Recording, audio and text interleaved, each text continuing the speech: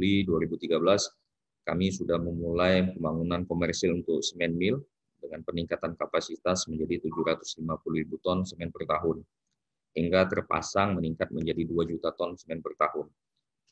Dan selanjutnya di tahun 2017 ini kami juga membangun pabrik Batu Raja 2. Jadi ada 2 pabrik saat ini, hingga terpasang menjadi 3.850 ton semen per tahun. Ini menggambarkan bahwa kebutuhan akan semen ini semakin meningkat, Bapak Ibu sekalian, bahwa inilah kebutuhan kita karena semen ini belum ada yang menggantikan. Jadi masih untuk proses pembangunan, baik itu konstruksi jalan, pembangunan rumah, dan lain-lain, ini masih semen menjadi andalan untuk sampai saat ini. Sehingga kebutuhan semen ini terus meningkat seiring dengan peningkatan pembangunan-pembangunan yang ada. Baik, next. Ini visi misi kita, Pak, bahwa kita BUMN ini sangat konsen terhadap visi kita menjadi Green Cement Base Building Material Company terdepan Indonesia. Semen hijau ya, karena gaung kita memang kita harus ramah terhadap lingkungan. Kami menyedia bahan berbasis semen juga, kebanggaan nasional, karena semen Batu Raja ini adalah semen kita, Pak. Maksudnya semen dalam negeri, produk kita dalam negeri sendiri, menyediakan produk yang ramah lingkungan, berkesinambungan. Kita juga menjamin kepuasan pelanggan dan berkomitmen membangun negeri untuk Indonesia yang lebih baik. Dan ada core value yang diterbitkan juga dari Kementerian BUMN bahwa kita harus punya sikap akhlak, amanah, kompeten, harmonis, loyal, adaptif, dan kolaboratif, sehingga ini menjadi bagian untuk sinergi terhadap pembangunan di Indonesia ini. Baik, next, Pak Alif.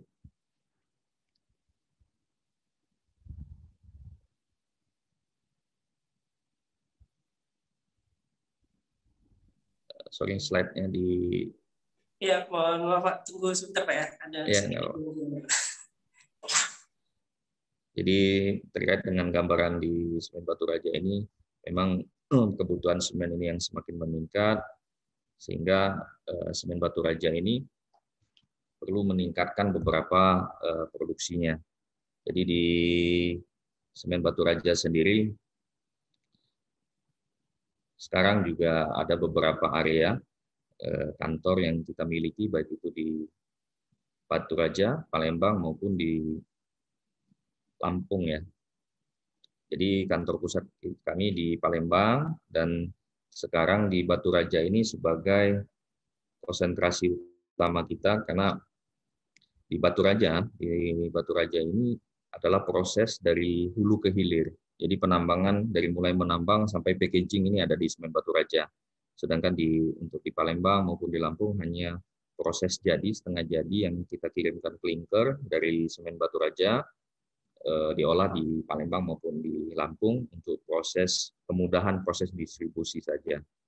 Kalau untuk dari hulu ke hilir ini adalah semen Batu Raja posisi yang paling strategis, dalam artian kita punya tambang sendiri, kami juga punya tambang sendiri, punya pabrik dan kilen ya, kilen jantungnya semen itu ada di Batu Raja itu sendiri.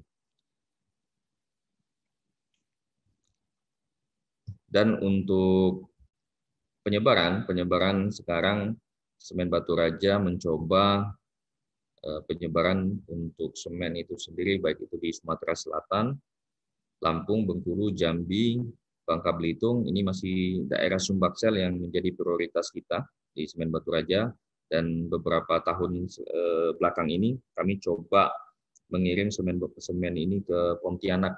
Ini bagian dari langkah dari semen Batu Raja untuk terus mengembangkan semen dalam negeri ini agar bisa tetap eksis dan membantu Indonesia untuk menjadi negara yang kuat akan BUMN-nya.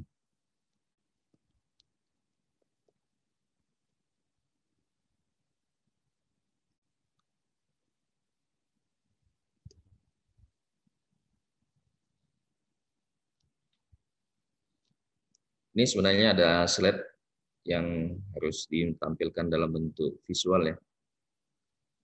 Mungkin bisa nanti Pak Alif share dulu, karena ada gambar yang bagus untuk dilihat. Ya, baik Pak. Ya. Tunggu sebentar Pak, lagi kita persiapkan gitu. Ya, baik. Ada sedikit gangguan wifi nih Pak. Kemarin sengaja saya kirim dalam bentuk PDF biar agak sedikit enteng karena gambarnya terlalu banyak ya. Jadi Iya Pak. kami Tadi lihat dari materinya juga padat banget Pak. ya, baik. Kita tunggu sebentar ya Bapak Ibu sekalian ya.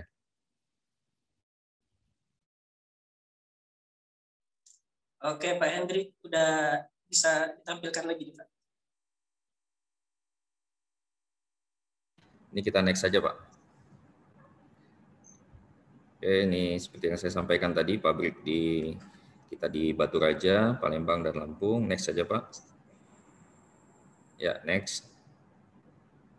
Nah, ini yang perlu saya sampaikan kepada Bapak-Bapak dan Ibu sekalian bahwa secara nasional sekarang sudah sangat banyak sekali Pak semen-semen yang ada di Indonesia ini.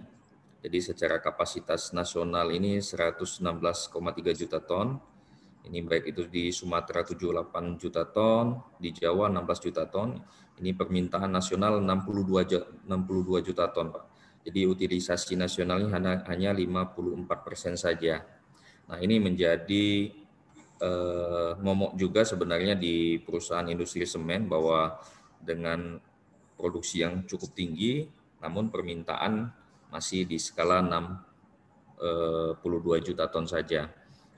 Ini Bapak bisa lihat, Bapak Ibu sekalian bisa lihat bahwa ada semen Batu Raja, 3 roda, semen Gresik. Ya, semen Gresik sekarang sudah gabung menjadi semen Indonesia. Ada beberapa semen yang gabung menjadi satu kesatuan di Semen Indonesia Group. Baik itu semen Padang, ya. Ini Tonasa, ini udah gabung satu kesatuan menjadi semen Indonesia. Dan sekarang ada semen baru Pak, ini ada semen Gerobokan. Ini semen Gerobokan ini baru juga di daerah Gerobokan. Dan saya juga dapat beberapa info akan ada 2 atau 3 perusahaan baru yang dengan kapasitas yang cukup besar Pak, 3 juta sampai 4 juta ton per tahun yang akan tumbuh di Indonesia juga mungkin dalam setahun atau 2 tahun ini. Ini menjadi pertanyaan besar juga buat kita semua dengan kapasitas skala nasional yang cukup besar dibanding dengan permintaan, kenapa semen-semen ini masih dengan tumbuh, masih terus membangun di Indonesia ini. Ini menjadi pertanyaan besar juga bahwa mereka setelah kita amati saya sempat koordinasi sama teman-teman yang bekerja di beberapa perusahaan semen swasta bahwa target mereka adalah di 2 sampai 5 tahun mendatang bahwa dengan peningkatan pertumbuhan skala Indonesia maupun dunia ini menjadi tantangan kita untuk meningkatnya kebutuhan. Jadi permintaannya akan semakin tinggi. Karena kita tahu sendiri bahwa untuk membangun semen ini padat modal sekali, 1 sampai 3 triliun ini bisa dikeluarkan ya untuk membangun pabriknya saja. Jadi mungkin 1 sampai 3 triliun. Jadi menurut saya ini adalah modal yang cukup besar untuk suatu pembangunan. Maka menjadi pertanyaan juga buat kita kenapa ini terus tumbuh. Jadi perusahaan-perusahaan semen ini bakal tumbuh lagi. Malah di beberapa tahun ini akan tumbuh. Ini menjadi pertanyaan, tapi ini juga bagian dari tantangan dari kita dengan banyaknya saingan. Mungkin secara kualitas tentunya harus bersaing dan masalah harga juga akan menjadi saing juga dan ini akan menguntungkan. Jadi ya sangat menguntungkan masyarakat, ya kan, masyarakat tentunya di Indonesia ini karena akan berbalik dengan permintaan ya. Jadi yang membuat harga itu tinggi adalah ketika barang itu langka. Tapi kalau barang ini sudah banyak maka otomatis harga itu sudah tidak tinggi lagi. Jadi ini sebenarnya menjadi keuntungan juga buat warga negara Indonesia, tapi menjadi hal yang menjadi konsen utama buat perusahaan tentunya. Baik Pak Alif, next.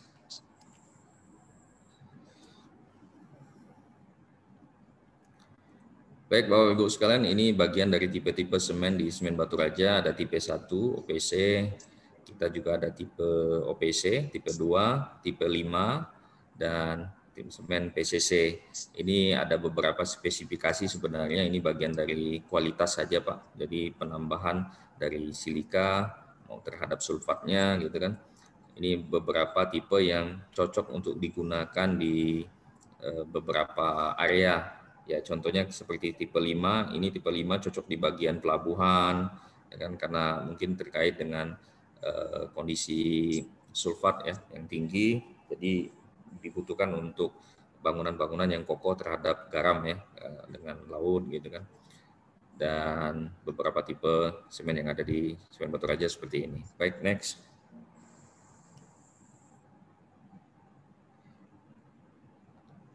Dan ini Bapak Ibu sekalian, bahwa kita lihat bahwa selain dari semen, makanya dengan tingginya pertumbuhan produksi semen di Indonesia, sedangkan permintaan juga separuh ya, hampir separuh kalau kita lihat tadi dari kebutuhan semen sendiri, maka strategi yang harus dilakukan dari Semen Baturaja adalah membuat turunannya Pak. Jadi mencoba tidak hanya kita menjual semen, tapi mencoba bagaimana Baturaja ini menyikapi dengan kondisi tantangan tadi, baik itu kita buat mortar, beton porus, bata ringan maupun fiber cement board. Nah, ini ada beberapa yang sudah tahap pengembangan yang kita lakukan maupun sudah kita lakukan komersil.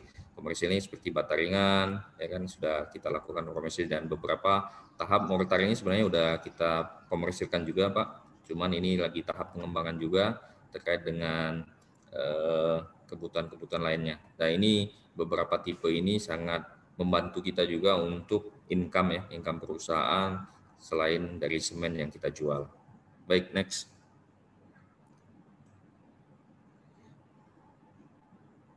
Ini beberapa produk kita Pak yang kita membantu bagian dari pembangunan khususnya di Sumatera Selatan, baik itu LRT, Jakabaring Sport Center, ada Musi 2, Musi 4, Musi 6. Ini bagian dari Semen Baturaja yang ikut berperan untuk membantu proses pembangunan di Sumatera Selatan khususnya. Next. Baik, Bapak Ibu sekalian, ini bagian dari struktur organisasi. Kita ada di divisi mining, di bawah langsung di Direktur Produksi dan Pengembangan. Ini ada beberapa divisi yang ada di Semen Baturaja yang menjadi satu kesatuan untuk mensupport dan tentu saja untuk mengembangkan Semen Baturaja. Next. Di divisi mining, tentu saja karena kami juga bagian dari pertambangan, ada beberapa rule aturan yang harus kita patuhi. Mungkin sharing juga dari saya bahwa terkait dengan sistem manajemen keselamatan pertambangan, bahwa di dalam struktur organisasi itu wajib mempunyai keselamatan pertambangan, keselamatan operasi maupun keselamatan kesehatan kerja. Jadi dari 3 bagian ini harus berada di dalam struktur organisasi. Yang tadi keselamatan pertambangannya, keselamatan operasi, maupun dari safety K3LH-nya. Dan di Semen Baturaja, khususnya di divisi mining, ini sudah memiliki 3 kesatuan itu. Jadi kita mencoba memasukkan 3 bagian itu dalam satu kesatuan struktur organisasi untuk menunjang proses pertambangan. Ini ada Section Mining SAE, ada Departemen Mining Plan and Operation, maupun Departemen Mining Eksplorasi. Next.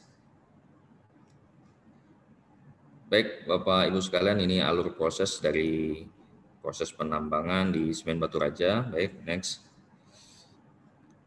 Jadi di Semen Baturaja ini nanti saya akan lebih konsen ke masalah penambangannya seperti apa, karena memang batasan dari penambangan kita adalah menyuplai batu kapur dan clay ke pabrik ya.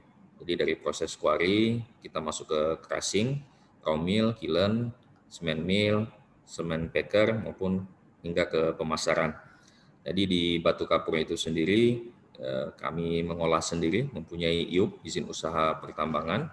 Kita olah sendiri dengan beberapa metode yang kami miliki sehingga kita bisa menyuplai batu kapur untuk kebutuhan semen.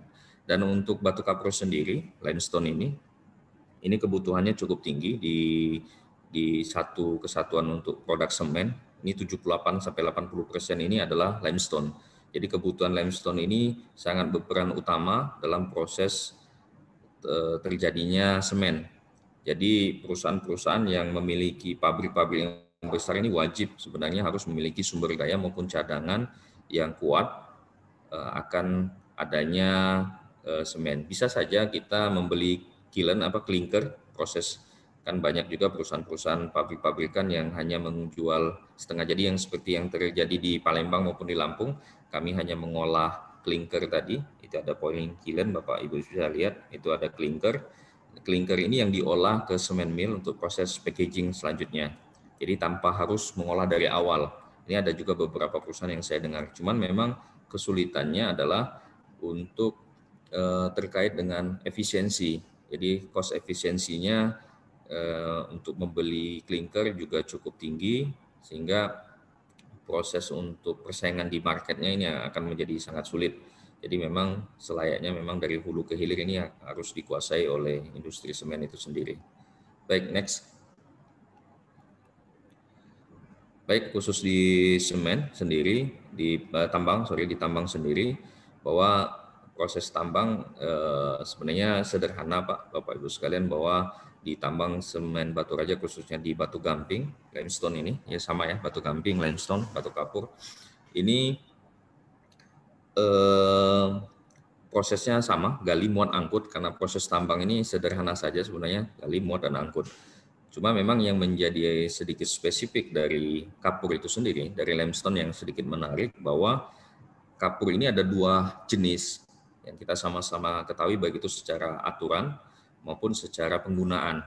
Kalau di aturan ini secara perizinan, kami ini adalah batu kapur untuk semen yang masuk ke dalam mineral bukan logam dan batuan. Dan sedangkan kapur sendiri ini bisa masuk sebagai izin batuan. Jadi izin batuan dan izin batu kapur untuk semen. Jadi ada dua tipe izin yang dikeluarkan oleh Minerba, SDM, bahwa satu batu kapur yang diperuntukkan untuk semen dan batu kapur yang masuk ke dalam kategori batuan. Secara umur konsesi penambangan ini berbeda. Yang satu di batuan ini hanya dikategorikan sampai 5 tahun, sedangkan untuk batu kapur yang diproduksi untuk semen ini bisa mencapai 20 tahun untuk izin, secara izin penambangan. Dan yang membedakan lagi, kenapa sama-sama batu kapur tapi berbeda dalam sistem kategori dalam baik itu perizinan maupun penambangannya, bahwa batu kapur yang digunakan untuk semen itu yang diambil ada komposisi kimianya, bahwa di dalam batu kapur itu sendiri ada silika, alumina, dan ada beberapa mineral ikutan, baik itu Fe, terus Fe-nya ada gitu kan, terus ada H2O, ada alumina, ada silika yang menjadi komponen utama, silika alumina yang diambil dari ekstraksi batu kapur itu sendiri. Jadi yang dilihat dari batu kapur yang ada di persemenan adalah komposisi kimianya yang kita ambil, bukan batuannya saja. Jadi kalau masuk ke dalam batu kapur untuk batuan, maka yang diambil hanya batunya saja, mungkin produksinya hanya untuk pondasi atau penimbunan jalan, ini bisa diambil dari batuan. Tapi kalau dari batu kapur untuk semen, yang ditekankan adalah komposisi kimianya. Nah, selain itu, metodenya baik itu kita melakukan peledakan maupun surface miner, dan ini sebelum dilakukan itu kita harus melakukan pembuatan modeling yang hampir mirip dengan perusahaan-perusahaan mineral, Pak. Jadi kadang dibilang bahwa semen ini, batu kapur ini kalau secara komposisi harga ya, maksudnya di secara level batuan maupun mineral, ini batu kapur ini termasuk kategori yang murah, yang produksinya yang harganya secara relatif harga murah, ekonomis gitu ya. Karena apa? Karena hanya sifatnya kapur. Kapur ini akan bernilai setelah pengolahan lebih lanjut menjadi semen. Nah, ini yang menjadi kapur ini menjadi naik kelas ketika dia diolah menjadi semen. Sehingga pengolahan dalam proses penambangannya pun diolah dengan menggunakan modeling ya. Jadi kita membuat suatu blok model, kita lihat dari komposisi kimianya, kita lihat kualitas yang ada nanti dibagi menjadi low grade, medium grade, high grade yang akan dilakukan proses penambangan. Nah, ini yang menjadi agak konsen sedikit rumit. Padahal kalau kita bilang, wah kapur kan sebenarnya gampang aja lah, kita ngambil blasting gitu Pak. Nah, ini yang kesulitannya, kita harus tetap memperhatikan komposisi kimianya. Jadi hampir mirip kayak mineral-mineral yang lain seperti emas gitu kan, yang juga tolak ukurnya mungkin AU-nya, koper juga tembaga dilihat dari komposisi utamanya yang harus prosesnya dalam bentuk modeling. Makanya teman-teman di Semen Batu Raja menggunakan software sebagai membantu untuk dalam proses perencanaan maupun penambangan lanjutannya. Baik, next. Baik, lanjut untuk perencanaan. Nah, di dalam proses penambangan batu kapur ini sendiri, maka ada beberapa tahap yang menjadi konsen kita sebagai engineering juga maupun geologi dan operation. Ini satu kesatuan, survei, orang geologi, orang engineering maupun orang operation yang satu kesatuan saling support dalam proses penambangan ini. Kita melakukan survei sebelum melakukan survei itu juga ada teman-teman geologi yang mencari sumber daya yang ada di lapangan. Jadi batu kapur itu diamati dari data awal, itu data-data geologi regional, diteliti lebih lanjut, penyebaran, baik itu strike, dip, dan mengambil komposisi kualitas. Setelah itu dilakukan pengukuran, ya, dilakukan simulasi untuk mengetahui sumber daya maupun cadangan yang dimiliki. Setelah itu baru diinfokan ke teman-teman engineering untuk dilakukan pengolahan, kita survei, kita lakukan topografi. Mungkin next dulu, dilihat. Nah, seperti ini Pak, kita lakukan pemboran, dari ada drill hole ini kita lakukan pemboran untuk mengetahui komposisi kualitas. Jadi bisa dilihat itu ada topsoilnya, ada pasir maupun batu kapur yang ada di Semen Batu Raja. Nah, dari data ini, data kualitas ini ketika kita lakukan pemboran, inilah yang akan diinputkan dalam blok modeling nantinya. Jadi data-data dari bor-bor yang kita miliki tadi, yang kita lakukan pemboran, itu diambil sampel kualitas dan dihitung secara kedalaman maupun komposisi kualitas yang ada. Baik, next. Nah, dari beberapa bor tadi, Pak, kita buatkan asumsi beberapa metode pengukuran untuk modeling, baik itu kita gunakan inverse system, terus next board, bisa juga kriging, tapi kita gunakan inverse system di Semen Batu Raja. Jadi mengambil komposisi dari setiap bor untuk diasumsikan menggunakan software ini menjadi blok-blok ukuran 3 dimensi visual yang bisa kita lihat komposisinya ini akan saling mempengaruhi. Ini daerah pengaruh lah. Kalau di bahasa kita buat dari data tadi untuk mempengaruhi sekitarnya dan didapatkan kualitas-kualitas. Nanti ada yang seperti yang saya sampaikan di awal, ada low grade, ada medium grade maupun high grade. Nah, inilah kecondongan kita untuk melakukan proses penambangan. Jadi arah mana nanti yang menjadi pusat konsentrasi kita untuk melakukan kegiatan penambangan dari modeling ini. Namun dari modeling saja nggak cukup, karena ini perlu kita optimasi. Baik, next.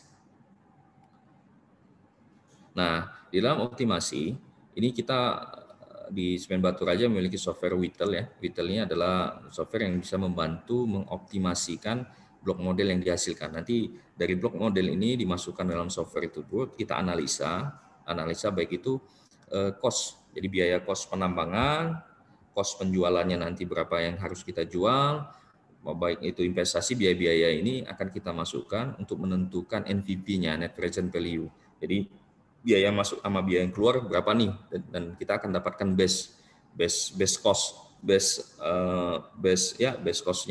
base biayanya seperti apa, base keuntungan seperti apa. Nanti yang akan paling menguntungkan, jadi NPV lebih besar dari 1, ya kan, akan kita jalankan untuk proses lanjutan. Jadi kalau minus-minus, oh ini kayaknya belum oke nih, kita simulasikan lagi dari blok model yang ada. Next. Nah, sehingga kita sudah dapat paket dari summary dari blok model tersebut sesuai kebutuhan kita, kebutuhan NPV kita berapa. Jadi sebenarnya software ini juga bisa membantu mensimulasi kita bisa harga jualnya ke berapa nih. Misalnya kami pengen buat semen nih, harga semen 50.000 nih pasaran. Nanti akan kita olah, kita simulasikan, dapat bentuk pitnya. Oh, pit dengan harga 50.000 seperti ini. Penambangannya seperti ini. Nanti dengan harga 60.000 nanti pitnya seperti ini. Ini akan kita menjadi simulasi juga membantu kita untuk menjadi bahan pertimbangan ya, bahan pertimbangan dengan teknologi yang ada saat ini. Next. Nah, ini schedule-nya saja, schedule dari tambang kita bisa ke disposal, nanti ke pit. Ini untuk simulasi untuk mengatur scheduling-nya. Next. Nah, ini scheduling nanti penambangan yang dari output dari Whittle tadi masukkan ke Mainskate untuk dikeluarkan menjadi pola penambangan. Jadi pola penambangan dengan schedule kita mau nambangnya seperti apa, tahun pertama berapa, dengan asumsi-asumsi yang sudah diinfokan oleh optimasi tadi. Jadi software optimasi tadi sudah menginfokan mana yang paling potensial untuk kita lakukan penambangan. Dan sebenarnya untuk tambang-tambang yang besar ini sangat dibutuhkan. Terkadang kalau tambang-tambang kecil ini karena singkat, padat, mungkin ada beberapa yang dianggap tidak butuh untuk dilakukan secara mendetail, mungkin karena teman-teman sudah expert di dunia tambang, jadi feelingnya sudah sangat kuat, jadi kadang hal-hal yang seperti ini juga kadang tidak dijalankan juga, tapi kalau untuk produksi yang skala besar, ini saran saya perlu untuk menjadi pertimbangan dilakukan karena sangat mempengaruhi terhadap HPP nantinya, harga pokok produksi kita dalam proses penambangan. Next. Baik, lanjut.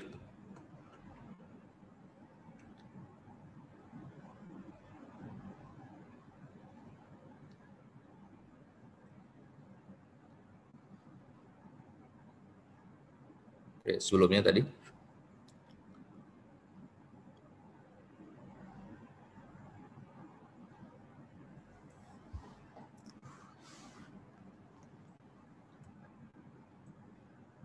Oke, baik Pak Alip. Ini tadi output, sebenarnya output keluaran dari scheduling yang akan kita lakukan penambangan, di mana daerah-daerah yang akan menjadi target kita di tahun pertama sampai tahun kelima. Jadi mungkin Bapak-Bapak dan Ibu sudah familiar terhadap penambangan yang ada saat ini. Baik, next. Baik, ini sekedar informasi saja bahwa di tambang ada pola penambangan baik itu crash maupun sisi puncak, sisi kaki gitu kan, yang menjadi bagian dari proses pengambilan pembentukan lereng. Dan di semen Batu Raja ini tentu saja karena faktor semen yang cukup kuat ya, jadi kadang untuk sudut cukup bisa di angka 80 derajat untuk single slope. Single slope 80 derajat. Nah, namun ini sangat saya sarankan untuk dibantu dengan data geotek ya. Ini harus pengecekan dengan data geotek karena geotek itu nanti akan merekomendasikan single slope sampai overall slope yang paling tepat, yang paling aman tentu saja, karena ada beberapa parameter baik itu material itu sendiri nanti dia dengan kekuatan material itu sendiri, terus kondisi termasuk dulu pernah terjadi gempa atau segala macam, itu menjadi perhatian juga dalam pembentukan rekomendasi untuk slope yang ada di tambang. Baik, next. Nah, ini setelah kita lihat dengan kondisi itu, kita bisa bentuk desain-desain untuk penambangannya by elevasi ya. Nanti penambangannya per elevasi yang akan menjadi target dalam penambangan. Baik, next. Nah, pembentukan jalan juga menjadi bagian yang sangat penting dalam kelancaran operasional di tambang. Mungkin Bapak Ibu sekalian udah paham ini terhadap jalur-jalur baik itu, ini sangat nanti akan dibutuhkan terhadap solar nanti kan, ekonomisian solar, karena jalan ini mempengaruhi juga kayak grade jalan dan beberapa pengaruh, baik itu keselamatan tentu saja bagian yang paling penting di dunia pertambangan. Baik, next. Ini yang saya sampaikan tadi kayak grade jalan yang dalam aturan sekarang tidak boleh melebihi dari 12%, karena ya sangat beresiko ya, beresiko dan truknya bisa tidak mampu untuk mendaki, jadi perlu pertimbangan yang lebih matang. Jadi dari aturan juga harus kita jamin lah. Jadi kadang 8-10% udah menurut saya udah cukup ideal untuk satu jalan. Next.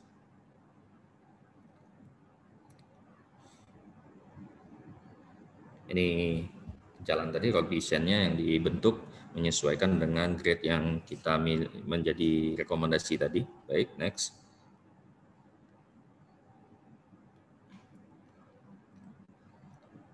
Oke, Bapak Ibu, ini juga bagian dari rencana rekomendasi untuk disposal. Ini penting juga karena ada beberapa disposal yang tidak di-maintain dengan bagus, ini bisa menyebabkan longsor.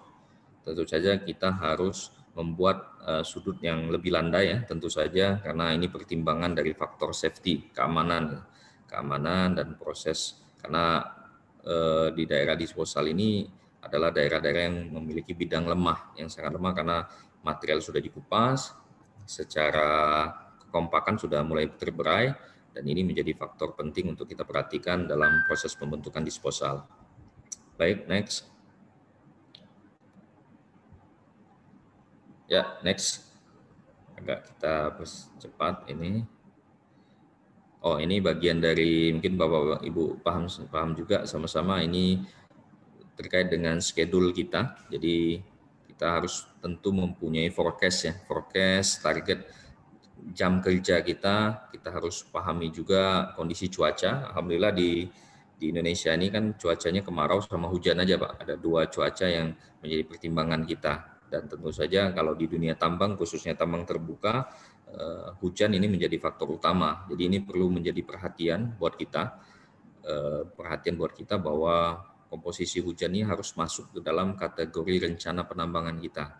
Jadi ada beberapa jam yang harus kita masukkan, jadi menjadi slippery maupun tidak operasional. Jadi ini perlu menjadi patokan kita, karena walaupun nantinya secara realisasi bisa tentu saja bisa tidak sesuai dengan apa yang kita rencanakan ya, karena mungkin kita rencanakan ada jam hujan, rupanya kemarau.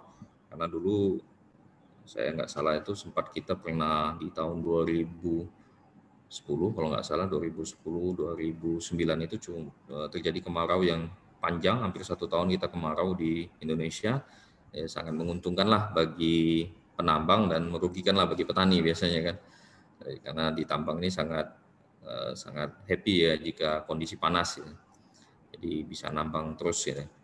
Nah, ini menjadi forecast, ini bisa dikotak-atik sesuai dengan kebutuhan Bapak Ibu sekalian. Baik, next.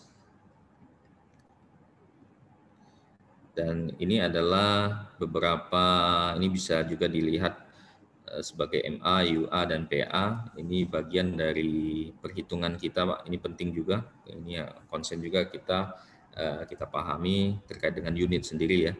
Jadi kesiapan unit, ini orang-orang mekanik tentu saja harus paham dengan kondisi ini. Kontraktor dan mekanik ini harus paham karena ini bagian keuntungan perusahaan. Jadi dia harus mempertimbangkan kesiapan alat MA-nya maupun PA. PA ini merupakan waktu kerja alat berat yang diakibatkan oleh kerusakan mekanis ya, diakibatkan oleh selain. Jadi kalau PA ini kerusakan mekanisnya seperti hujan ya. Jadi kalau nggak hujan ya walaupun alatnya ready, jadi posisinya standby. Nah, ini yang kita juga khawatir nih. Wah, ini jadi harus diperhatikan juga baik itu MA maupun PA. Ini teman-teman mekanik tentu saja harus paham dengan kondisi-kondisi ini. Baik, next. Ini bagian dari perhitungan produksi. Jadi ini nanti untuk max spector saja Bapak Ibu sekalian, kesesuaian, jadi sinkronisasi alat. Karena memang kalau alat itu tidak sesuai dengan fungsinya, dengan kapasitas bucket dan dump truck yang dimiliki, ini akan tentu saja menjadi lost time Pak. Jadi memang harus disinkronkan antara alat dengan dump truck-nya. Kalau di Semen Batu Raja sendiri kami juga untuk saat ini memang yang paling pas di kami sekelas PC 300 ini 30 ton dengan dump truck kapasitas 30 ton. Ini beberapa simulasi yang kami lakukan untuk saat ini paling cocok kita gunakan untuk efektivitasnya. Karena kemarin sempat diubah ke PC 200 dengan dump truck 30 ton ini secara efisiensi maupun performa produksinya menjadi berkurang ya. Nah, ini perlu perhatian, Pak. Jadi perhitungan-perhitungan kadang kita secara penambangnya agak menganggap remeh dengan perhitungan ini.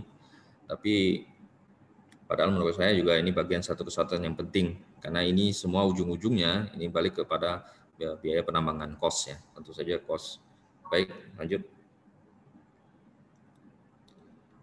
Oke, Bapak Ibu sekalian, ini adalah proses land clearing, waste dump sampai ke reklamasi. Dan kami juga di Semen Batu Raja, karena kita BUMN, ini wajib taat kepada aturan reklamasi. Jadi baik ada itu penempatan jaminan reklamasi maupun pasca tambang, ini wajib kita tempatkan. Malahan di aturan yang terbaru, ini ada unsur pidana juga, Pak. Kalau kita tidak melakukan penempatan jaminan, itu bisa kita juga bisa dicabut. Nah, ini menjadi concern kita semua sebagai penambang ya. Baik, next. Lanjut. Ya, ini pola penambangan Pak. Di Semen Batu Raja mungkin ada sedikit yang mungkin keunikan juga. Mungkin ada beberapa, kalau peledakan mungkin sudah banyak familiar, tapi dengan surface miner mungkin ada beberapa saja perusahaan yang menggunakan surface miner. Salah satunya kami menggunakan surface miner. Baik, next, lanjut. Ini proses-proses land clearing yang kami lakukan. Oke, lanjut. Bisa menggunakan dozer, Bapak Ibu sekalian, eskavator, stripping overburden. Ini kita penggalian material-material buangan yang secara kualitas tidak terkategori untuk kita gunakan. Kita bisa dumping. Oke, lanjut.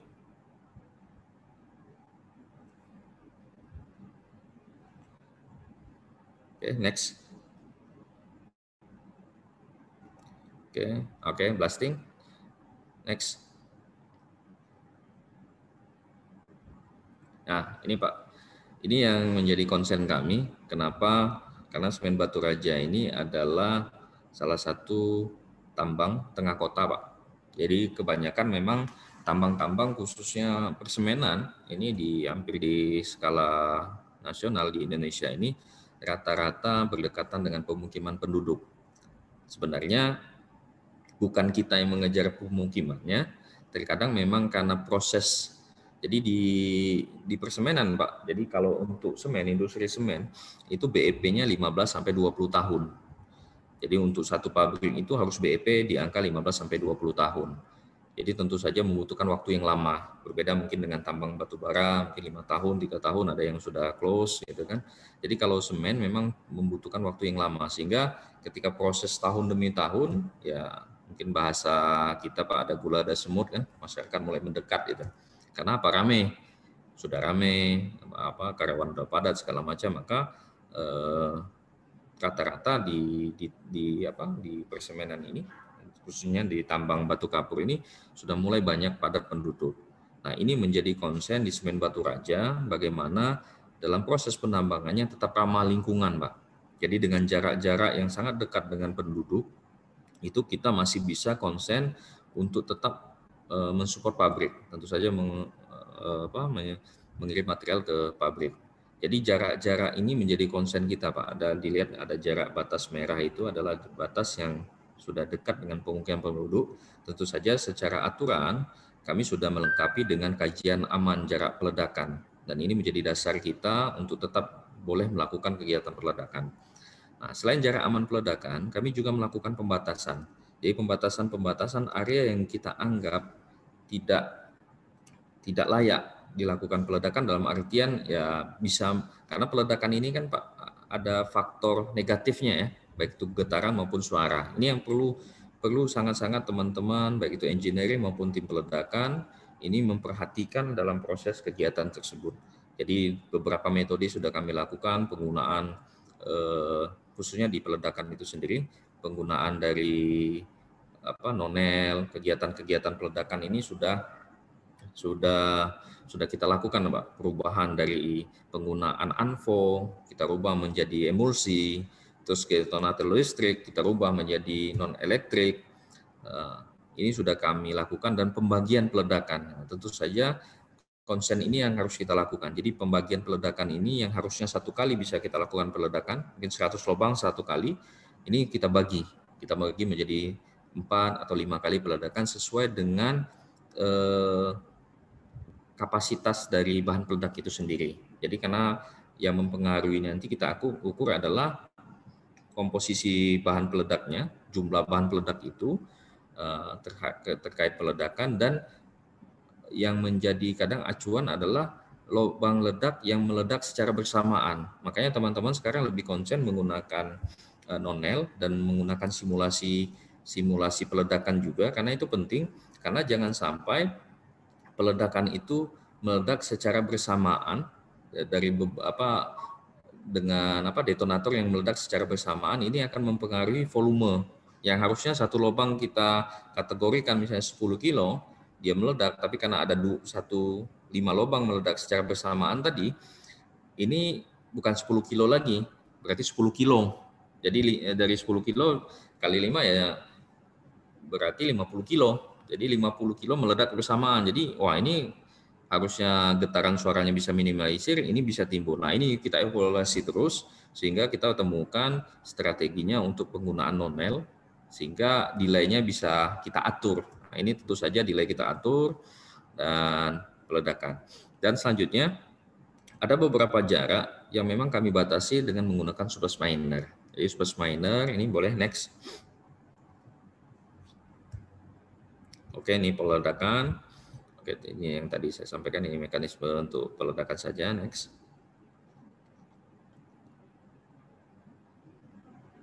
Nah, ini bagian dari peledakan, Pak. Nah, ini bisa dilihat kita pengecekan lokasi, pengukuran, terus pengeboran, terus kita pastikan loading bahan peledaknya seperti apa, kita lakukan peledakan, pengecekan hasil, pembuatan hasil peledakan. Nah, ini kita evaluasi hasil. Tentu saja keberhasilan dari peledakan adalah fragmentasi. Jadi ini adalah ukuran kita bagaimana kami tetap melakukan peledakan dengan jarak yang cukup dekat dengan pemukiman penduduk, dengan fragmentasi yang kita harapkan. Nah, ini yang menjadi konsen kita sama-sama di Semen Batu Raja. Ini adalah bagian dari strategi kita dalam tetap mengoptimalkan tambang yang ada di Semen Batu Raja dari sisi peledakan. Baik, next. Nah, ini pola pattern yang harus kita lakukan perharinya, dan kami dibantu oleh Dahana di dalam proses peledakan. Next. Oke, lanjut saja, Pak. Ini geometri kontrolnya saja. Next. Nah, ini ada surface miner. Nah, surface miner ini adalah alat mekanis, Pak. Nah, ini yang satu. Jadi ada 2 pola penambangan yang kami lakukan di Semen Batu Raja menggunakan peledakan maupun surface miner. Nah, surface miner ini adalah bagian yang kami gunakan untuk area-area berdekatan dengan pemukiman penduduk. Dan alhamdulillah sampai saat ini untuk masalah getaran maupun suara ini sangat minimalis, Pak. Jadi walaupun kalau suara nggak muncul ya, Pak, tapi ini jauh lebih rendah, maksudnya dibanding dengan kegiatan peledakan. Makanya kami lebih konsen untuk melakukan kegiatan surface miner. Tapi perbandingan surface miner ini tentu saja surface miner ini punya biaya yang cukup mahal, Pak. Jadi selain produktivitasnya lebih rendah daripada peledakan, dan dalam sisi harga cost-nya juga cukup tinggi. Makanya ada pembatasan yang kita lakukan adalah penggunaan surface miner maupun peledakan. Ini ada komposisi yang kita batasi dalam proses penambangan. Tentu saja ini terus kita report ke manajemen. Karena apa? Karena kita menggunakan surface miner total, ini tentu saja HPP akan meningkat. Tapi kalau kita menggunakan total peledakan, bisa saja komplain terhadap warga dan lain sebagainya, ini bisa saja muncul. Nah, ini perlu dari teman-teman perencanaan tentu saja menjadi konsen mereka, menjadi konsen kami untuk bisa mensimulasikan antara kegiatan peledakan maupun surface miner. Baik, next.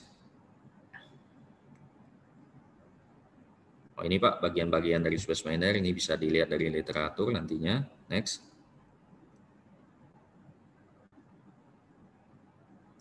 Oke, ini drum, dan cutting tools. Nah, ini cutting tools, Pak, Bapak Ibu sekalian. Ini cutting tools inilah yang nanti yang melakukan penghancuran, pemberaian material itu. Jadi dari ya kalau saya bilang kayak besi lah ya, besi yang digabungkan dalam satu drum, dimasukkan itu nanti diputar dan prosesnya menghancurkan dari material itu sendiri. Dan ini kita gunakan dengan daerah-daerah yang dekat dengan penduduk, dan bench-nya pun yang terbentuk dengan relatif rapi, bagus, sudah diatur dengan alat ini.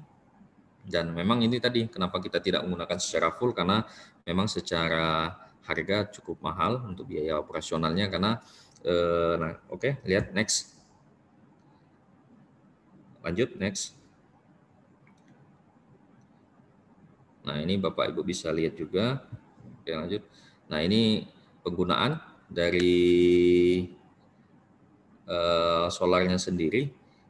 Ini fuel konsumsinya ini bisa di 168 liter per jam. Wah, ini cukup tinggi Pak untuk penggunaan solar. Jadi 10 jam bisa 1.600 liter. Jadi dan penggunaan cutting tools juga, cutting tools ini per jam bisa 10 sampai 15 cutting tool, kadang bisa tergantung material yang ditemukan. Jadi memang kita konsen juga melihat komposisi material yang ada di batu kapur. Tentunya kalau ada nodul-nodul silika yang cukup tinggi, ini sangat keras sekali yang kadang cutting tools tidak mampu untuk melakukan pemberaian dengan surface miner. Jadi perlu penambahan breaker. Nah, ini adalah strategi kita semua. Baik, next. Saya rasa mungkin ini slide terakhir. Oke, Bapak Ibu sekalian, mungkin quotes dari saya ini bahwa tidak ada pribadi yang hebat di dalam sebuah tim. Jadi dalam perusahaan ini tidak ada Superman lah Pak, kalau bahasa kita kan. Yang ada adalah tim yang hebat untuk semua pribadi. Jadi ini yang paling penting. Jadi di dalam kesimpulan saya bahwa strategi penambangan dari kita tentu saja dari awal kita lihat dalam simulasi beberapa software yang saya tampilkan tadi, itu sangat membantu dalam program untuk mengetahui berapa cost yang kita butuhkan, dan penggunaan peledakan maupun surface miner ini membantu, tentu saja surface miner membantu untuk area-area yang kecenderungan sudah dekat dengan pemukiman penduduk. Karena konservasi dalam penambangan itu juga bagian dari instruksi dari Kementerian SDM bahwa kita harus tetap melakukan konservasi dalam artian tetap mengoptimalkan material yang ada di tambang untuk tetap kita bisa ambil, tentu saja dengan faktor pertimbangan keselamatan, ekonomis, maupun peraturan-peraturan yang ada di Indonesia tentu saja. Mungkin itu saja dari saya, Bapak Ibu sekalian. Pak Ali, terima kasih. Wassalamualaikum warahmatullahi wabarakatuh. Waalaikumsalam warahmatullahi wabarakatuh. Baik, terima kasih Pak Hendry untuk penjelasannya Pak. Tadi cukup padat Pak ya. Ya, karena memang saya 1 jam ya pasnya. Oke Pak. Ya karena saya lihat tadi juga memang ternyata di Indonesia cukup menjamur perusahaan semen, sementara demand-nya masih ya 50%-an Pak ya. 54% juga nggak salah. Ya, teman, kalau kita lihat kondisi ke depan artinya masih optimis Pak ya untuk kebutuhan semen, walaupun mungkin jangka waktunya akan dalam jangka panjang seperti itu. Betul. Oke, baik Pak. Terus satu lagi yang menurut saya yang menarik dari penjelasan Bapak mengenai strategi semen Batu Raja ini adalah bagaimana semen Batu Raja itu menerapkan good mining practice-nya Pak. Ya. Good mining practice ya artinya dalam segi strategi penambangannya, bagaimana penambangan itu tetap dilaksanakan secara ekonomis Pak ya, karena walau gimana pun pertambangan itu balik lagi ini adalah bisnis. Saya tadi yang paling ya bisa dibilang yang paling sering saya dengar itu adalah tim dari Semen Batu Raja itu melakukan simulasi bagaimana caranya supaya penambangan yang dilakukan itu masih ramah lingkungan, terus juga optimal Pak, dan juga tetap bisa menekan HPP seperti itu Pak. Ya, artinya menyesuaikan seperti blasting dan surface miner tadi dan sebagainya macamnya. Itu ya cukup menambah insight baru lah buat kita. Selanjutnya kita masuk ke sesi tanya jawab, Pak ya. Ini sepertinya sudah ada teman kita yang bertanya.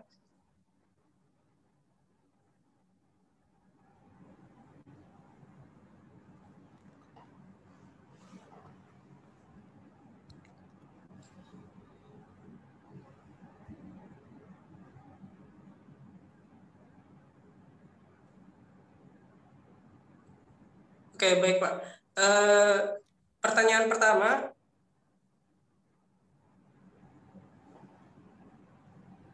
itu ada dari Pak Esmir Yolansyah, Pak. Pertanyaannya mengenai material dari surface miner harus di loading ke truk lagi. Murah mana biayanya jika pemberian dilakukan menggunakan rock breaker? Baik, mungkin sebelumnya kepada Pak Esmir bisa mengaktifkan voice-nya, Pak, untuk bertanya langsung saja kepada Pak Hendri supaya kita sama-sama lebih memahami maksud dari pertanyaannya. Dipersilakan Pak Esmir Yolansyah.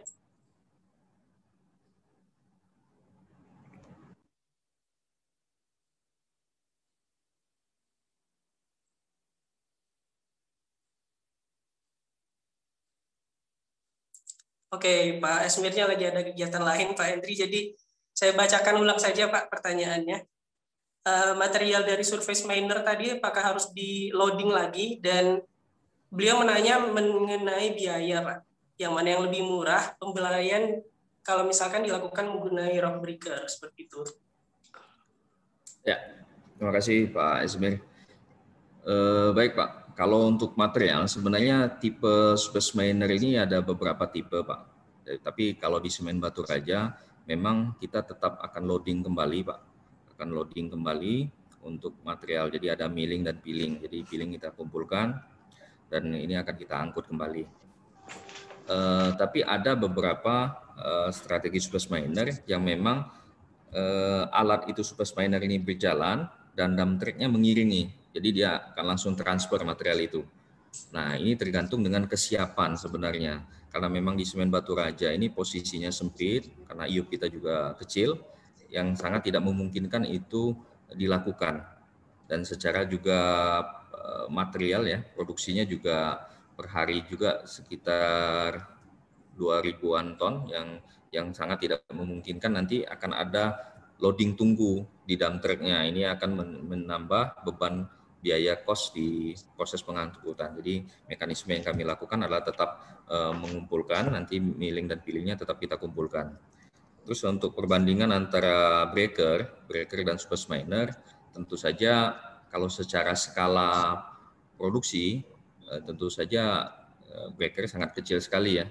Breaker sangat kecil untuk masalah produktivitasnya dan bisa menyamakan surface miner, tapi kita harus menambah beberapa unit breaker, dan tentu saja karena surface miner yang kami gunakan ini sangat berdekatan dengan pemukiman, ini penggunaan breaker ini sangat mengganggu dalam suara ya, dari suara dalam proses penambangan limestone itu sendiri. Tapi kalau secara ekonomis untuk dalam skala kecil memang breaker masih lebih ekonomis dari penggunaan surface miner. Tapi dalam beberapa sisi yang lain surface miner tetap lebih tepat kita gunakan dalam proses penambangan ini. Jadi sebenarnya surface miner ini permasalahan tepat tidaknya saja jika dibandingkan. Kalau dibandingkan dengan metode-metode yang lain, sebenarnya surface miner ini termasuk pola penambangan yang mahal kalau di kami ya. Kalau di kami adalah kategori yang cukup high price ya.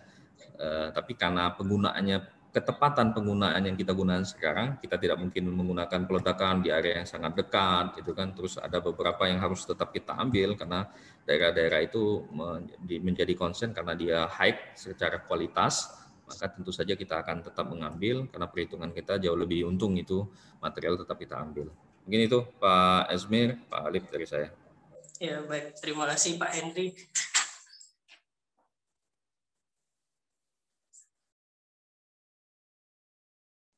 Baik, terima kasih Pak Hendri. Wah, ini kembali lagi Pak, balik lagi mengenai good mining praktis tadi ya, artinya Semen Batu Raja ini sangat berkomitmen, bukan cuma sekedar mencari keuntungan, tetapi juga kenyamanan artinya Pak ya, bagi lingkungan dan juga masyarakat di betul, sekitar. Gitu. betul Pak. Ya, karena rockbreaker walaupun lebih murah, bukan berarti dipakai, dan surface miner walaupun harganya tinggi, bukan berarti nggak dipilih gitu kan Pak. Ya, perbandingan dari sebenarnya kalau dari sisi ekonomis, jauh peledakan itu sangat ekonomis kita gunakan. Karena surface miner ini harga bisa 4 kali lipat lah dari harga peledakan, jadi cukup high. Makanya yang saya sampaikan bukan permasalahan ke kategori ekonomis dalam perbandingan metode penambangan, tapi lebih kepada sisi ketepatan dalam penambangan di daerah-daerah yang mungkin dekat dengan pemukiman penduduk. Ya benar Pak, saya sepakat Betul, juga Pak. tapi tentu saja kita akan menghitung profit ya. Kalau tidak profit ya pasti kita tidak tambang Pak. Iya benar-benar Pak, balik lagi ke profit Pak. Ya. Cuman ya benar, sepakat Pak saya Pak. Yang paling penting adalah sustain, artinya keberlanjutannya Pak. Keberlanjutan. Ya. Oke baik, selanjutnya ada pertanyaan dari Pak Doko Subagio Pak. Berapa komposisi material yang dibutuhkan untuk produksi semen? Baik nih Pak, maaf. Selanjutnya beliau juga bertanya, mengapa semen Batu Raja tidak memiliki iup pasir silika? Sementara potensi tersebut ada di dekat semen Batu Raja. Kepada Pak Doko, apabila available bisa mengaktifkan voice-nya Pak, untuk bertanya langsung pada Pak Hendri.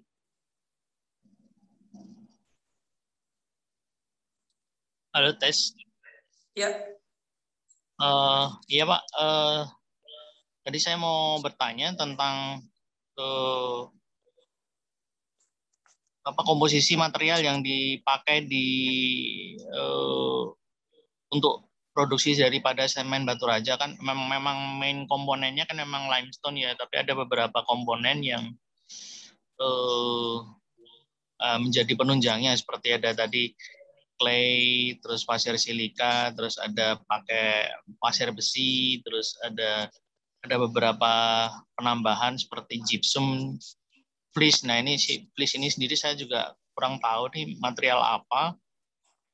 Mungkin Bapak bisa menerangkan komposisi materialnya yang dipakai di sana seperti apa. Kemudian kaitannya tadi tentang pasir silika ya, saya pernah berada di Batu Raja untuk eksplorasi batu bara di sana. Nah di sana kebetulan memang yang dieksplorasi kami juga memang formasi muara enim ya. Di Batu Raja itu kan ada.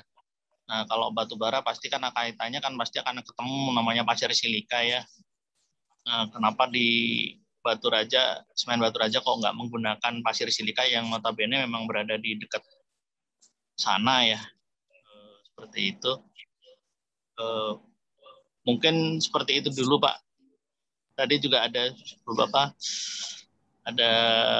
pertanyaan saya yang selanjutnya itu untuk apa parameter teknis apa yang bisa memungkinkan dari semen Batu Raja untuk memakai surface miner itu sendiri.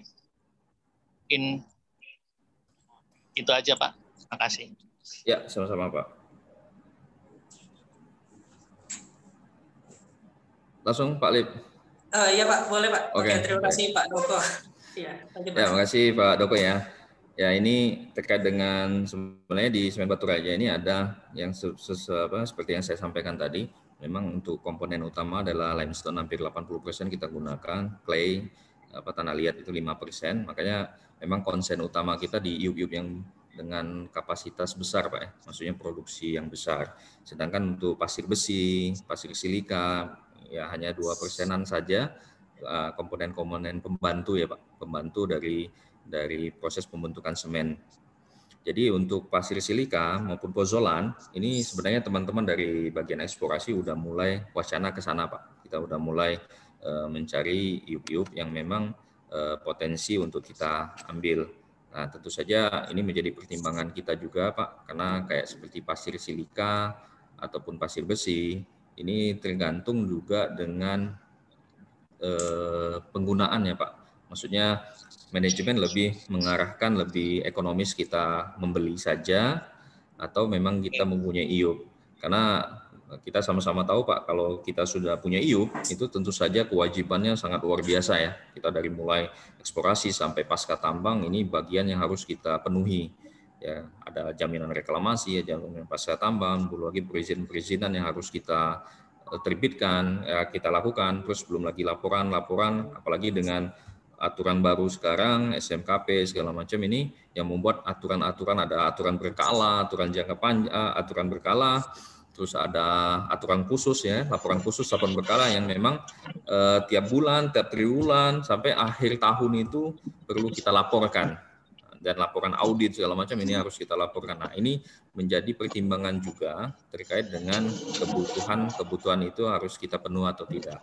Jadi menurut saya ini lebih kepada strategi manajemen Pak untuk kebutuhan dari IUP-IUP yang secara notabene sangat kecil sekali kita butuhkan itu Pak. Walaupun memang ke depan ini menjadi bagian juga dari kami, khususnya seperti batu bara yang kemarin kami sempat melakukan survei juga dan sempat melakukan beberapa kali rencana akuisisi Pak. Jadi kami juga menggunakan batu bara. Jadi batu bara juga menjadi komponen biaya utama juga dari Semen Batu Raja untuk proses pembakaran kami Pak, kebutuhan energi. Makanya manajemen menganggap juga perlu kita mempunyai IUP itu. Tapi ya, ini menjadi pertimbangan-pertimbangan lain tentu saja Pak. Tapi ini bagus sekali Pak bahwa memang kebutuhan antara IUP khususnya pasir silika maupun pozola nanti ke depan memang menjadi bagian dari kami. Ya, tapi tentu saja aturan-aturan tadi Pak, seperti kita harus punya KTT, harus punya aturan-aturan yang lain, ini harus perlu kita pertimbangkan. Mungkin itu Pak. Dan selanjutnya mungkin ada pertanyaan masalah space miner. Space miner ini tentu saja Pak, karena di alat mekanis, tentu saja komponen batu kapur juga perlu kita tes kualitas, terutama kualitas kekuatan batuannya Pak. Jadi hardness-nya seperti apa, secara kuat tekannya seperti apa, yang bisa cocok dengan alat space miner itu sendiri. Tapi selama ini secara komposisi kekerasan itu masih bisa masuk dengan alat-alat space miner ya, cutting tool space miner yang digunakan sampai saat ini. Jadi memang ada beberapa yang keras seperti yang saya sampaikan tadi, ketika ketemu nodul-nodul silika yang silikanya tinggi, maka cutting tool itu sebenarnya secara kekerasan dia tidak keras, tapi secara karena dia nodul silikanya tinggi, dia seperti kaca Pak. Jadi dia perlu kalau besi itu digosok sama batu asa lah kalau kita bahasa kasarnya, dia akan menipis Pak, tapi tidak patah. Jadi habis. Jadi cutting tool itu habis. Tapi makanya strategi kita menggunakan breaker. Jadi ketemu nodul-nodul silika, untuk mengantisipasinya kita breaker. Jadi kita pecahkan nodul silika itu, baru setelah nodul-nodul mungkin beberapa sentimeter itu ketebalan sudah kita hancurkan, baru menggunakan space miner lagi. Karena kalau kita lawan tetap menggunakan metode apapun, cutting toolnya akan habis. Nah, ini yang menjadi high cost gitu kan. Jadi pas kita amati rupanya bukan ketidakmampuan kekerasannya, tapi ketidakmampuan gosoknya gitu. Jadi kalau bahasanya itu abrasivitas lah. Jadi ada material itu ada abrasivitasnya yang tinggi. Ini menjadi pertimbangan-pertimbangan kita dalam penggunaan alat tersebut. Mungkin itu Pak dari saya Pak. Oke, baik. Terima kasih Pak Hendri. Bagaimana Pak Doko? Apakah cukup Pak? Oh, tadi masih ada yang belum terjawab. Untuk material fleece itu apa ya? Kalau fleece saya juga baru dengar ya Pak. Saya juga nggak copy ya kalau material. Setahu saya itu tadi Pak, ada pasir silika, pasir besi, pozolan, terus kita juga gunakan bukan fleece kali, fly ash kali ya. Oh iya mungkin tadi mungkin saya agak asing makanya Pak lihat di presentasi, mungkin fly ash ya. Ya fly ash Pak, kita gunakan juga fly ash maupun bottom ash. Tapi sekarang terkait dengan aturan ya, ini bukan bagian dari limbah B3 lagi, itu juga menjadi concern kita juga nanti karena sudah beda perlakuannya Pak ya untuk fly ash maupun bottom ash. Oke, itu Pak. Oke ya Pak, makasih Pak. Ya Pak, sama-sama Pak. Baik Pak Hendri, terima kasih atas jawabannya Pak. Selanjutnya ada pertanyaan lagi dari Pak Tiago Zulkifli Pak.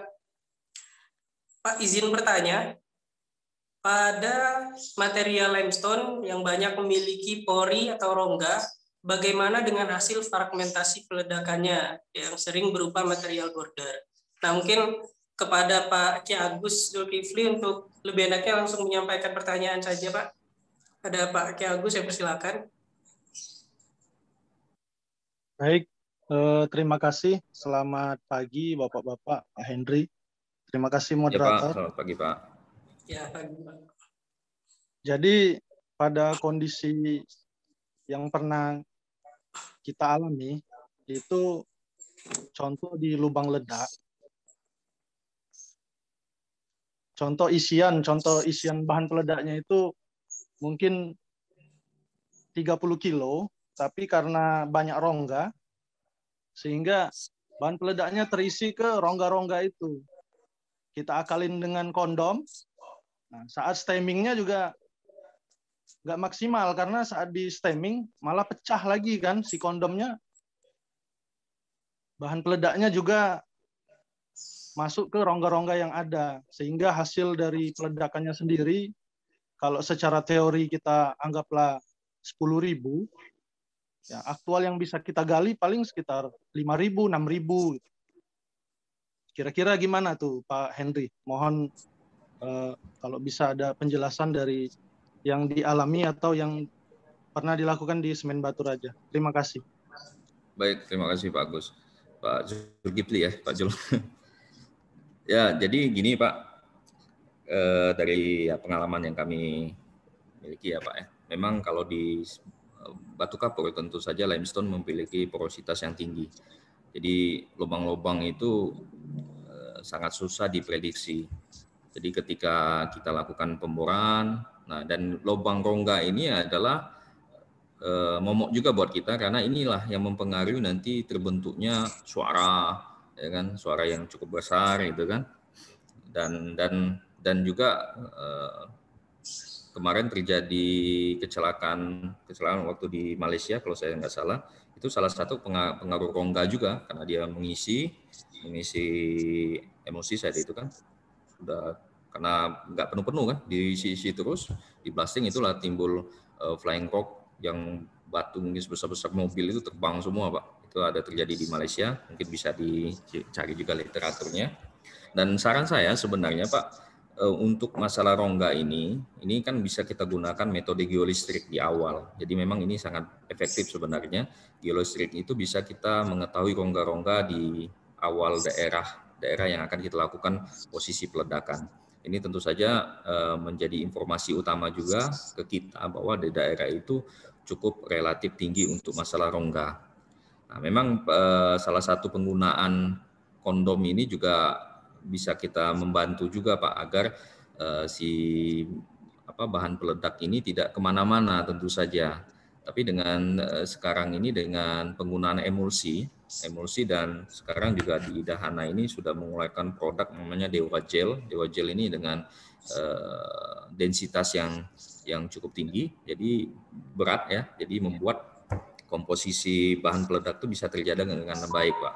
Tapi memang ini menjadi konsen juga di Semen Batu Raja terkait rongga ini Pak. Jadi untuk sementara ini memang simulasi yang kami lakukan menggunakan kondom tentu saja dan dengan menggunakan emulsi. Jadi emulsi yang tetap bisa menjaga material ini tidak kemana-mana juga dengan beberapa casing kayak seperti itu, casing pipa yang bisa diterapkan lah Pak. Itu yang bisa kita lakukan. Tapi memang di Semen Batu Raja karena produk batu kapur yang setelah blasting itu masih kita akan proses reduce ukurannya ke crusher, maka ini menjadi keuntungan kami juga bahwa ketika boulder-boulder itu yang tidak lebih dari 1,5 meter ini masih bisa kita angkat Pak. Jadi malahan masih bisa kita angkat, jadi masih bisa kita optimalkan lah di crusher. Jadi untuk sementara ini belum terlalu mempengaruhi lah. Mungkin itu dari saya Pak Zulkifli. Oke, baik. Terima kasih Pak Henry. Bagaimana Pak Zulkifli? Apakah cukup atau masih ada yang perlu didiskusikan Pak? Nanti diskusi lanjutan mungkin Pak Moderator. Terima kasih Pak Henry. Oh ya, sama-sama Pak. Mungkin bisa japri boleh Pak. Ya baik, Pak. Ini mungkin sebenarnya kita tadi menyediakan 3, Pak. Cuma ada 1 pertanyaan lagi. Mungkin ini pertanyaan terakhir, Pak. Boleh, Pak. Sebelum saya bacakan pertanyaannya, saya sedikit simpulkan tadi untuk jawaban dari pertanyaan Pak Zulkifli tadi. Sebenarnya untuk kita mengatasi kondisi rongga tadi bisa dengan sebelumnya melakukan geolistrik, Pak ya. Dengan melakukan geolistrik supaya kita bisa membuat strategi peledakan yang sesuai pada area tersebut untuk menghindari hal-hal yang tidak diinginkan. Karena seperti yang Bapak ceritakan tadi untuk studi kasus kecelakaan kerja tadi itu cukup sangat merugikan, Pak. Karena kalau sampai sebesar mobil terbang itu gimana itu kan. Ya, saya ada ininya juga. Waktu kemarin kami nyusun kajian jarak peledakan ini dengan Pak Handoyo Marmer ya. Itu kami sempat diskusi lah terkait peledakan ini karena memang konsen kita di peledakan karena terkait dengan jarak kami juga. Terus dengan ya hampir cukup lama juga dengan beliau menyusun kajian itu kan. Makanya beberapa literatur beliau sampaikan juga terkait dengan kejadian di Malaysia itu. Iya, di benar, Pak. batu terbang. Benar, Pak. Apalagi karena jaraknya sangat dekat, Pak. Ya. Saya rasa 100 meter tuh nggak jauh gitu, Pak. Yang dekat, Pak. Kalau untuk fly rock kan. Betul, ya, betul. Baik. Terima kasih Pak Hendri untuk penjelasannya. Oke, 1 pertanyaan terakhir Pak dari Pak Didi Eka Saputra. Saya bacakan terlebih dahulu. Bagaimana strategi Semen Batu Raja menghadapi gempuran perusahaan semen yang makin banyak, terutama perusahaan asing dengan harga jual yang bersaing, sedang permintaan semen tidak naik signifikan? Itu Pak gambaran pertanyaannya. Nah Pak Didi Eka Saputra, apabila masih available boleh mengaktifkan voice-nya Pak? Ya Pak. Oke, silakan Pak.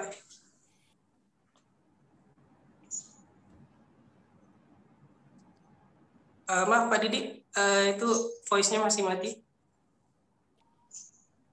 Kenapa Pak? Ya, silakan untuk menyampaikan pertanyaannya Pak. Ya, itu Pak sebenarnya pertanyaannya yang tadi. Yang ini kan banyak nih gempuran asing ya, terutama kalau sekarang ada kayak Pons apa semua itu. Nah, strateginya itu gimana nih Pak Batu Raja? Karena kami di sini di Sulawesi Selatan itu tonase saja megap-megap Pak. Nah, gitu Pak. Terima kasih Pak. Ya Pak. Baik, terima kasih Pak Didi.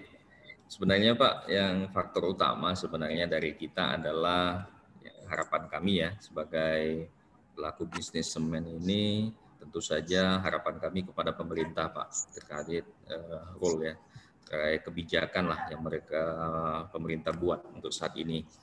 Bagaimana dengan kondisi oversupply ini pemerintah bisa menanggulanginya Pak dengan tidak memberikan kesempatan semen-semen lain untuk terutama asing ya untuk masuk ke Indonesia untuk saat ini, karena itu sudah pernah dilakukan di beberapa negara seperti Filipina, Vietnam ya kan, setahu saya beberapa daerah negara-negara ASEAN ini sudah tidak menerima impor. Ada beberapa negara ini yang kebetulan kemarin ada konferensi juga yang saya hadir juga saat itu, yang beberapa negara ini tidak mengizinkan lagi semen asing ya, semen luar mereka untuk masuk ke negara mereka. Ini satu pemberlakuan pembatasan dan tidak mendirikan semen dalam jangka waktu yang cukup dekat, tahun yang cukup dekat. Nah, tentu saja yang pertama itu Pak, harapan kita adalah kebijakan itu ada untuk saat ini adalah pembatasan. Terus yang kedua terkait dengan masalah gempuran, tentu saja yang kita tuntut adalah yang kedua sebenarnya harapan kita kepada warga juga Pak, warga negara khususnya Indonesia adalah bagaimana kecintaan kita terhadap produk dalam negeri Pak, tentu saja produk-produk Indonesia, karena ya BUMN ini adalah penopang Pak, penopang kita di Indonesia ini. Dulu waktu krisis 98 ini yang menopang, salah satu menopang Indonesia adalah perusahaan-perusahaan BUMN tentunya yang masih bisa memberikan kontribusi kepada Indonesia ini. Nah, ini yang menjadi juga kita kecintaan juga terhadap produk nasional ya. Itu yang kedua. Terus yang ketiga, tentu saja kami selaku perusahaan dengan strateginya adalah dengan peningkatan kualitas Pak. Tentu saja kualitas Memang Pak, kalau kita amati memang ada beberapa yang harga murah sampai 30.000, 20.000, mungkin 25.000 dulu awal-awal semen-semen ya background itu harganya udah murah sekali Pak.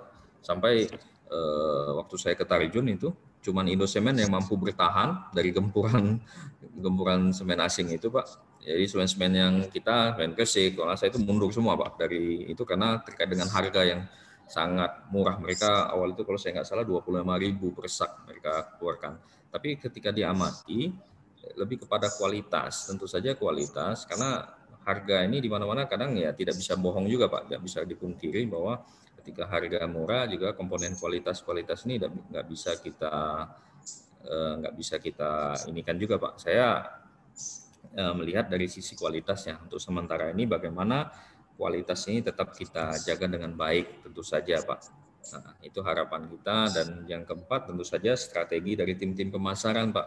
Bagaimana mereka membuat langkah-langkah strategi Pak. Nah ini mungkin memang sebenarnya tidak di bagian saya untuk menjawab ini, tapi memang tentu saja maksud saya teman-teman pemasaran ini lebih kreatif mungkin dalam sisi promosi. Terus sekarang ini seperti yang kita lihat sekarang lah Pak, seperti Gojek ataupun yang membuat inovasi perubahan seperti itu bisa mengalahkan perusahaan-perusahaan yang lama berdiri gitu kan.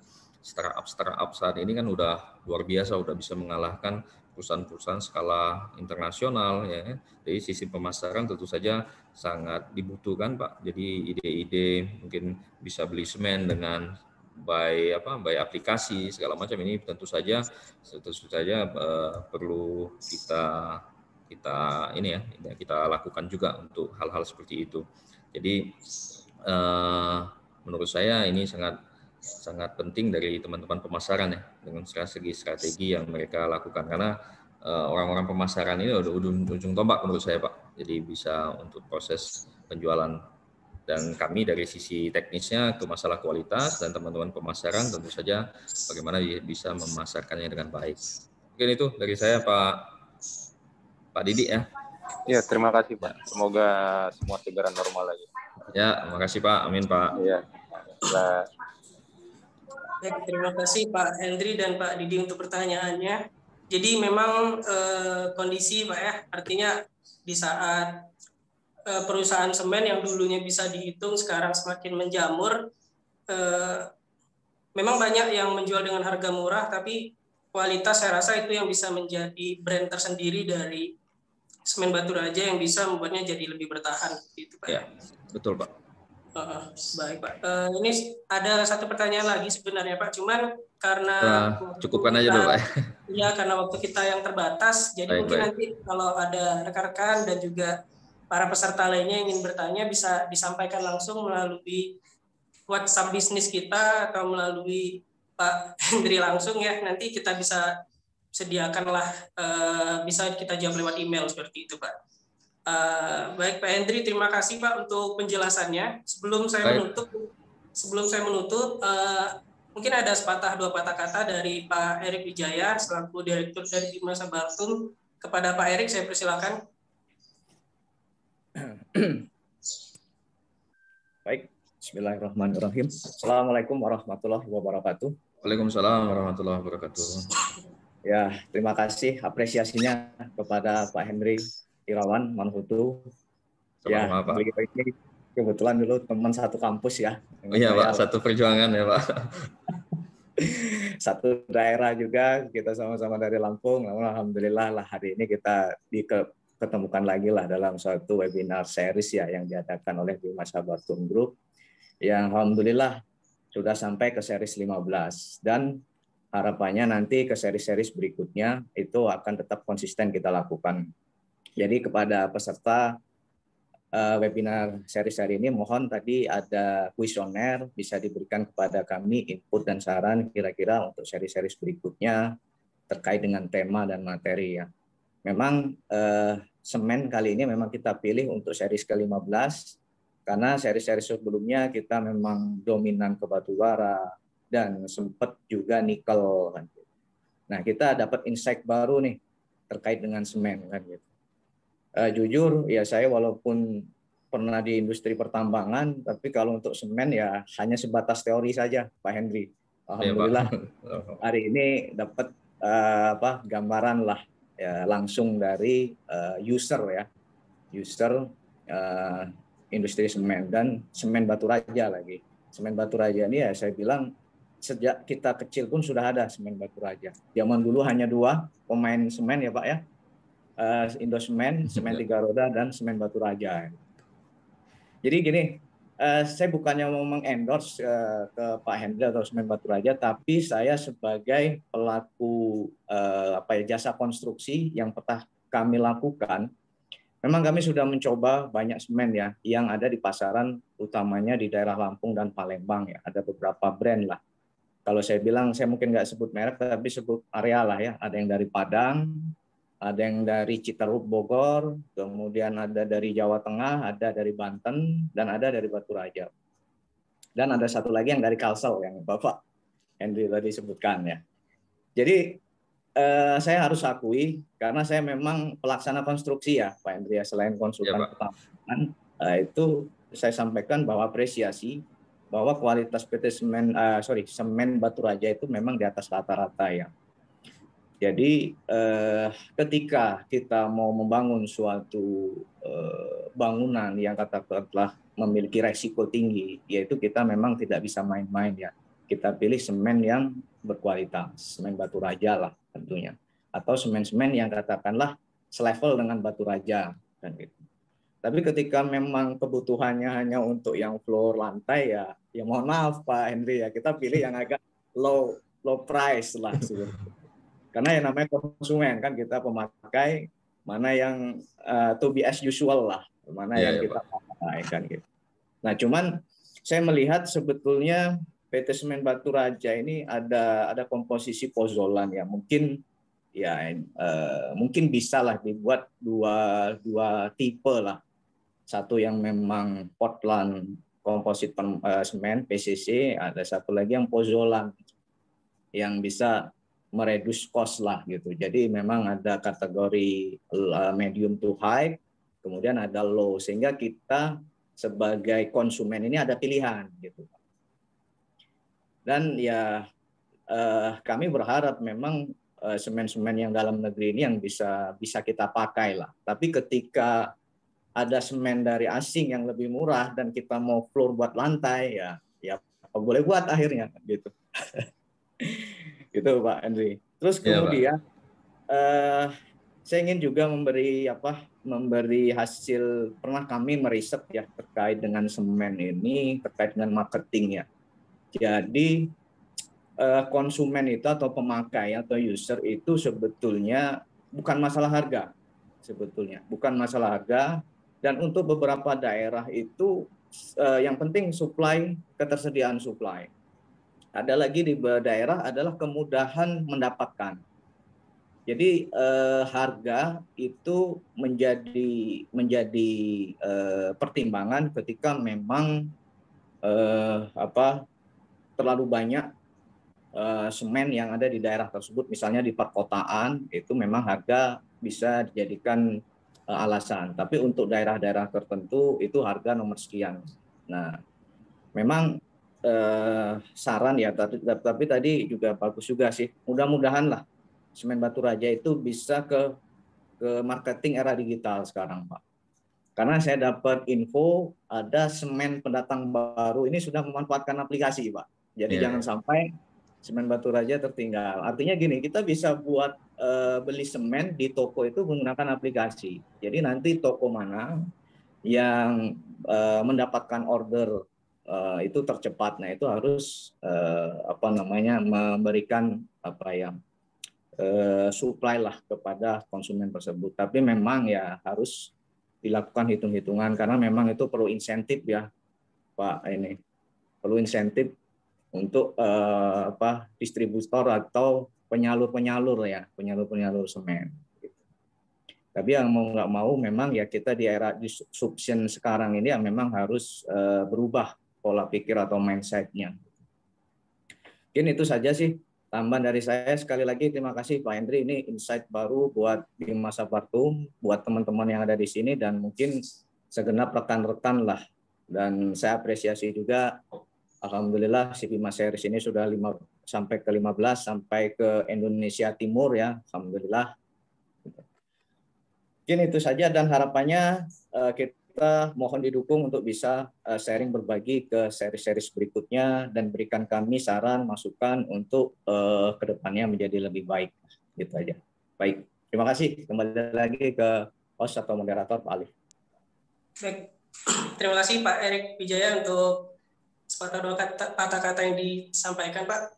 Kepada rekan-rekan sekalian, tadi di dalam room chat itu tim kami sudah memberikan link absensi. Jadi dimohonkan kepada semuanya untuk mengisi link absensi tersebut dikarenakan sertifikat yang akan rekan-rekan sekalian dapatkan itu akan segera didapat melalui link tersebut. Karena sistem sertifikat kita itu otomatis melalui link absensi, jadi saya ingatkan kembali untuk melakukan absensi. Seperti itu. Baik, sebelum saya tutup, nanti setelah saya memberikan kesimpulan, kita akan melakukan sesi foto bersama. Jadi saya mohon untuk kepada seluruh peserta untuk mengaktifkan webcam-nya. Baik, selanjutnya yaitu mengenai kesimpulan ya. Karena saya seorang mining engineer dan saya juga bekerja sebagai seorang konsultan. Jadi fokus utama kami dari Bima Sabartum Group ini adalah bagaimana menyediakan prinsip good mining practice. Dan ternyata benar, good mining practice apabila itu memang dilaksanakan dengan sangat baik sebagaimana yang dijelaskan oleh Pak Hendri Irawan Manungkutu, walaupun beliau tidak menyebutkan bahwa Semen Batu Raja ini melaksanakan good mining practice, beliau enggak menyatakan seperti itu. Namun melalui penjelasannya kita sama-sama mendengar tadi bahwa Semen Batu Raja ini memiliki strategi penambangan dan juga kebijakan tertentu yang artinya bukan cuma menguntungkan profit semata, tapi juga bagaimana kegiatan penambangan yang dilakukan itu tetap ramah lingkungan dan juga kegiatan penambangan yang dilakukan itu tetap sustain, artinya tetap ramah bagi masyarakat. Padahal kita sama-sama melihat tadi seperti yang dijelaskan oleh Pak Henry, tidak ada ditutup-tutupi sama sekali jarak tiup Semen Batu Raja, artinya jarak kegiatan penambangannya dengan masyarakat tuh bahkan ada yang sampai 100 hingga 200 meter, itu sangat dekat. Artinya pemandangan mata saja sudah terlihat seperti itu. Dan strategi yang dilakukan adalah melakukan kajian aman tadi Pak ya, kajian aman jarak peledakan dan juga bagaimana melakukan matching antara peledakan dan juga surface miner. Bahkan pihak Semen Batu Raja itu lebih memilih surface miner yang penambangannya 4 kali lebih mahal daripada peledakan.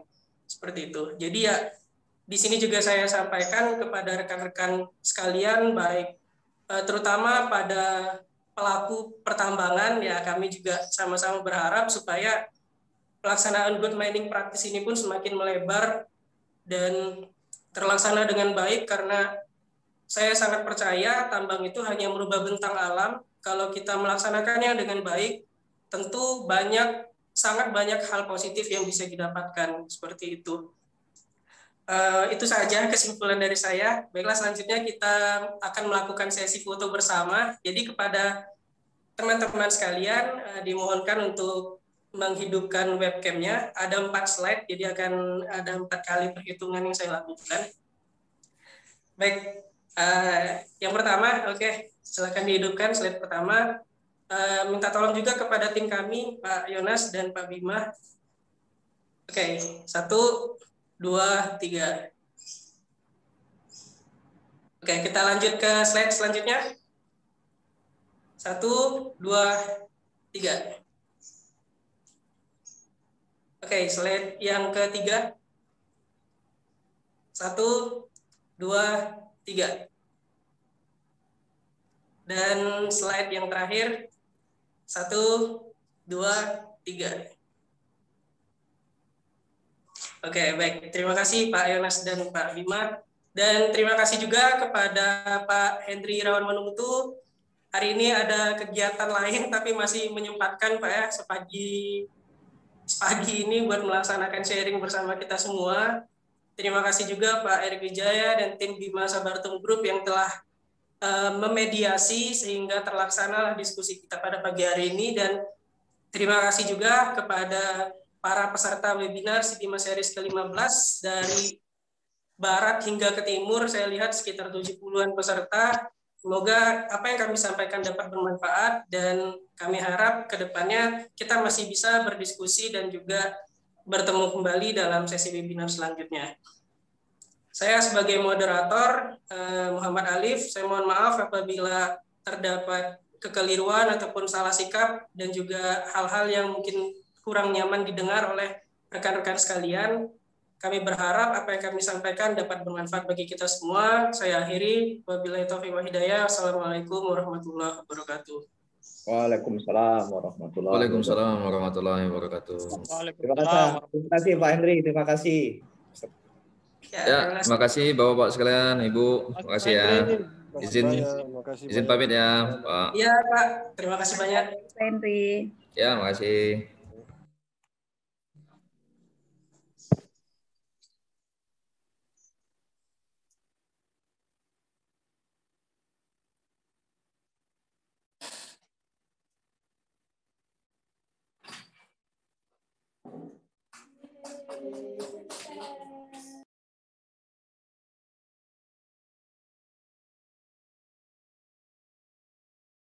Izin pamit juga Bapak Ibu.